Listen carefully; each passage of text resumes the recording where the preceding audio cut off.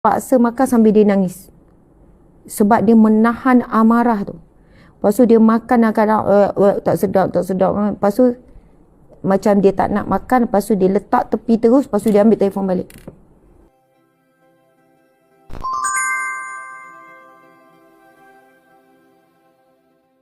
Tuan-puan, anak kami pernah ketagih gadget. Bukan tak pernah. Masa anak pertama, kedua, ketiga, anak kecil-kecil. Kita pun nak mudah, kita bagi dia orang phone. Dia orang tengok cerita kartun kan. Jadi dia boleh duduk diam. Kita pun boleh buat kerja. Tapi lama-lama saya tengok kesan buruk, terutamanya dari segi kecergasan mereka, kecerdasan, daya main mereka, daya kreativiti, lepas tu dari segi communication. Jadi kami nekat hentikan semua. So sejak daripada tu, anak seterusnya memang tidak ada gadget. Tuan-puan kena berusaha. Kita sendiri pun tak boleh kontrol diri kita dengan gadget. Kita pun kadang terlalu kita pun ada masalah ketagihan gadget. Betul kan? Ada waktunya rasa nak tengok. Pegang Al-Quran tu memang jauh lebih sikit lah daripada pegang gadget. Jadi kita tahu diri kita pun yang dah tua dan berakal lebih baik daripada anak ni pun susah nak kawal. Apatah lagi anak kecil kita.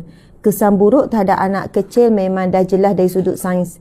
Kesan buruk terhadap kesihatan, terhadap mental, terhadap motor skill, pelbagailah kesan buruk. Jadi kita kan sayang anak. Kita kena korbankan sikit masa kita untuk beri perhatian pada anak. Dia ujian dan cabarannya bila kita mula ambil gadget-gadget yang mengganggu anak ni, maka kita kena korbankan diri kita, beri lebih masa untuk anak. Beri lebih perhatian dan belikan mainan. Anak memang selalu main ataupun baca buku. Diorang lebih kepada macam itulah. Okey, tuan-puan dimati Allah sekalian, ada satu doa Asmaul Husna yang boleh diamalkan, iaitu Allah yang Mani', Allah yang Maha menghalang, Allah yang Maha mencegah. Kita kena doa, kemudian kena susuli usaha. Doa ya Mani', ya Mani', ya Mani', Allah yang Maha menghalang, Allah yang Maha mencegah. Halang dan cegahlah. Halang dan cegahlah anakku daripada ketagihan gadget. Contoh begitu. Saya bukan tak pernah tengok anak-anak kawan yang ketagihan gadget. Contohnya bila di meja makan, kita makan sama-sama tapi anaknya tak boleh nak lepas phone. Sampai kita pun sebut nama anak tu. Anak tu bukan kecil ya, dah darjah 5. Dah darjah 4 atau darjah 5. Lepas tu kan dia tengok, dia main, dia tengok. Lepas tu kita kat meja makan. Dia pun belum makan. Kita pun sebut nama dia. Jom makan. Dia pun terus buat muka. Lepas tu kita kata, letaklah dulu telefon. Kita makan sama-sama. Sebab kita dah biasa kan. Lepas tu dia punya nak marah tu, dia letak. Lepas tu dia paksa makan sambil dia nangis. Sebab dia menahan amarah tu. Lepas tu dia makan kadang tak sedap. Lepas tu macam dia tak nak makan, lepas tu dia letak tepi terus, lepas tu dia ambil telefon balik. Dia ambil telefon main.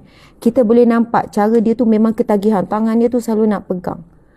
Lepas tu mak ayah dia memang susah hatilah dengan keadaan anak dia. Lepas tu kita pun tegur dengan baik dan sayang. Contoh kita sebut Ahmad, jom. Tak sedap ke makanan tu? Sedap kan? Lepas dah makan, elok-elok nanti boleh sambung main. Dia pun macam nak marah, tengok kita. Dia pun buat macam ni. Lepas tu dia pun lari dekat sofa. Dia pun duduk terlentang dan sambung main. Sambung tengok apa yang dia nak tengok. Lepas tu bila saya borak dengan ibu ayah dia, dia kata memang dah masalah ketagihan yang agak berat. Ketagihan, tuan-puan sekalian, kalau baca dari sudut fakta sains, apabila adanya apa saja addiction, ketagihan apa saja. Kita sendiri bila kita ketagihan TikTok contoh, kita tengok, kita ada rasa happy. Kita rasa lupa kejap masalah kita. Kita rasa seronok layan. Saat kita seronok, ada satu hormon namanya dopamin. Hormon tu dia akan keluar. Dia akan keluar daripada bahagian tertentu otak dan dia rembeskan sampailah ke otak bahagian depan ni. Yang dinamakan korteks ni, otak bahagian depan. Otak bahagian depan ni yang membezakan kita dengan binatang. Binatang tak ada otak bahagian depan. Hormon tu pun, ini yang saya baca lah ya, kalau salah betul kan. Hormon ni dirembeskan, lagi kita happy dirembeskan sampailah peringkat kalau happy saja tak sampai ke tagih okey. Tapi bila berlaku ketagihan, apa yang berlaku, hormon ini dirembeskan secara berlebihan.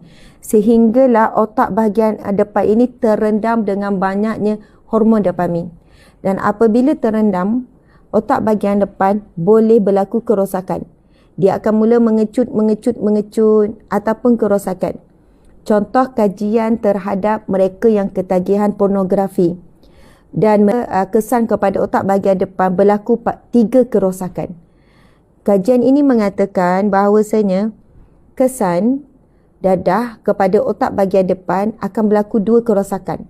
Tetapi kesan ketagihan pornografi akan terjadi 3 kerosakan pada bahagian otak depan.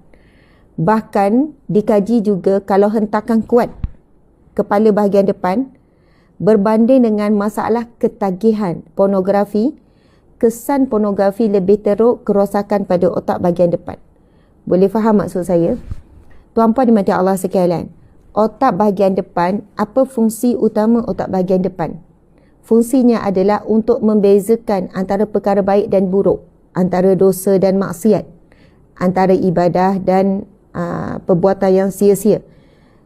Otak bahagian depan adalah otak yang utama mengontrol, mengawal perilaku seseorang, mengawal ataupun membantu untuk seseorang itu melakukan tindakan ataupun keputusan, membantu daya fikir, menimbang perkara buruk dan baik.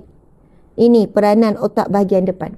Tapi apabila kita ada sesuatu ketagihan yang negatif, dia akan merembeskan hormon dopamin yang begitu banyak, akhirnya terendam di otak bahagian depan, menyebabkan pengecutan berlaku, lama-lama kerosakan. Disebabkan itulah bila anak-anak yang ketagihan, dia hilang kawalan diri, dia hilang adab dan akhlak. Dia boleh tinggikan suara pada ibu ayah. Dia boleh buat muka tanpa ada perasaan. Dia boleh tinggalkan solat. Dia boleh je tak baca, tak study, tak rasa pun keinginan untuk dapat cemerlang. Dia dah memendekkan daya fikir dia. Okey, dia leka main esok exam. Tapi ketagihan kan kena main juga. Lepas tu mak dia tanya, esok kan exam. Tak apalah, exam kau penting sangat pun. Dia akan mudah membuat keputusan yang segera walaupun keputusan itu tidak baik. Dia kurang rasa tanggungjawab pada diri. Motivasi hidup kurang. Tidak ada motivasi hidup. Tuan-puan dimati Allah sekalian. Masya Allah. Kalau nak cerita tentang keburukan, ia lebih banyak daripada kebaikan. Memang kita nampak anak kita tu akan diam, akan elok, kan, dia duduk tengok. Ustazah, kalau tengok benda yang elok, macam mana? Saya buka kartun agama, saya buka channel pelajaran. Tuan-puan sekalian, dari segi cahaya sendiri, tuan-puan carilah. Saya bukan orang sains, tapi saya minat baca fakta-fakta sains. Dari segi cahaya ini sendiri memberi kesan tidak baik kepada mata dan beri kesan kepada otak. Dari segi gelombang telefon walaupun tak sentuh. Sebab itu saya suka kalau telefon letak jauh bila tidur. Bukan letak tepi, letak jauh-jauh. Tuan-puan sekalian, gelombang ini sendiri pun, gelombang terlalu banyak pada phone kita ni, terlalu banyak. Gelombang sendiri pun kurang bagus. Kita dah dewasa. Tak sama dengan anak-anak, imunisasi mereka masih lagi tak sempurna macam kita lah. Metabolisme apa sajalah, saraf-saraf kan. Bahkan dikatakan otak sendiri, kalau ikutkan kesempurnaan pembesaran otak, umur 18 tak silap saya. Ataupun umur 20, 22 macam tu lah. Maksudnya, sebab itu ada waktunya kita marah pada anak remaja. Ini saya pernah baca kajian terhadap perkembangan otak. Bilakah otak berhenti membesar ataupun dah sempurna pembesarannya ataupun dah sempurna dari segi fungsinya. Contoh anak kita umur 14 tahun. Kita marah dia. Dan kita rasa macam dia dah boleh fikir macam kita fikir. Kita pun kata, kan dah besar, dah umur 14 dah. Dah umur 15 dah, takkan tak boleh fikir. Takkan tak tahu benda ni. Takkan. Sebenarnya, kita sedang memaksa anak itu berfikir sesuatu yang dia belum mampu fikir. Dan bila saya baca fakta tentang perkembangan otak, bagaimana otak remaja beza dengan otak kita orang dewasa.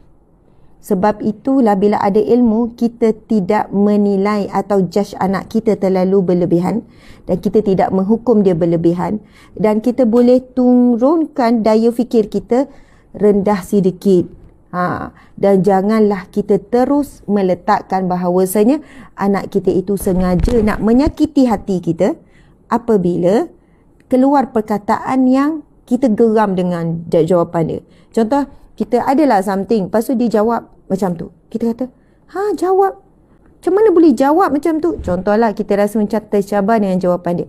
Namun, kerana daya pemikiran dia belum sempurna macam kita kena slow down rasa marah tu. Itulah tahap dia berfikir. Itulah kemampuan dia berfikir. Itulah level dia berfikir. Kita tak boleh nak paksa anak remaja kita ni berfikir macam kita. Cuma kita nak rendahkan, nak guna laras bahasa yang mudah difahami. Tuan-tuan dimati Allah sekalian. Apa lagi kanak-kanak? Apa tak lagi remaja? Saya tak ingat bila waktu yang sempurna perkembangan otak tu. Lepas tu perbezaan besar kita dengan anak adalah pengalaman hidup. Kenapa kita lebih nampak sesuatu yang lebih besar? Mereka tak nampak yang besar tu. Mereka baru menempuh pengalaman hidup 15 tahun, 14 tahun, 17 tahun. Ini baru pengalaman hidup yang mereka lalui. Berbanding kita berganda-ganda. Jadi dari segi pengalaman dan perkembangan otak yang berbeza, di situlah kita perlu banyak mengumpul sabar menghadapi kata-kata anak, respon anak, tindakan anak yang kurang bertepatan dengan apa yang kita harap, apa yang kita kehendaki. Subhanallah.